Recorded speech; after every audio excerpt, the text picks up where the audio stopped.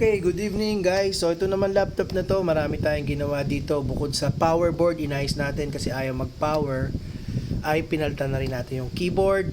And then nung bibigay na natin sa ating client, nag-request pa siya ng upgrade. So yung RAM niya ay from 4GB ay ginawa nating nagdagdag siya ng additional of 4GB RAM. So meron siyang 8GB of RAM. So yan. And then i3 ito, 5th gen. So from 4GB, ginawa niya 8GB. From Windows 10 Home, ginawa na natin Windows 10 Pro. Yan. And then, the good thing is from HDD, ginawa nating SSD. Kaya naman ngayon, titingnan natin yung improvement sa speed, especially sa booting time. So we need to restart. Yan. And as soon as mag-pop up yung setup, ay ipipindutin natin yung ating timer. So to see kung pasok siya dun sa typical average booting time kapag naka-SSD. Okay. So ang average nga pala is 25 seconds below. Yan. So usually from 19 to 25 seconds depende sa processor ay nag-i-improve talaga yung booting time ng ating system. So ito sa tingin ko kadalasan talaga is within 24 seconds. Nandiyan na dapat tayo sa ating start screen.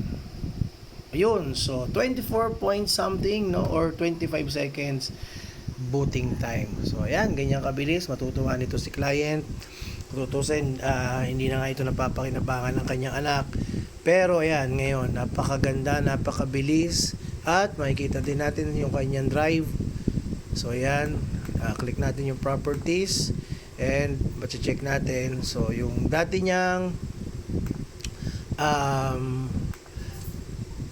hard disk ngayon ay ito na ngayon ay nasa ginawa na nating backup. Yan. At kung mapapansin ninyo, SSD na yung kanyang boot disk.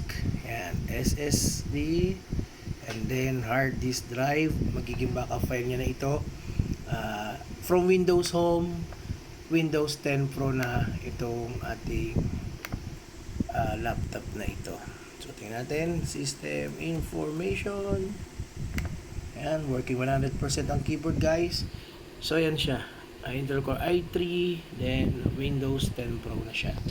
So maraming salamat for patronizing our service dito sa Flip-Top Online Store and Services. We sell customized laptops, no? At least 5 years lang yung atras niya sa market.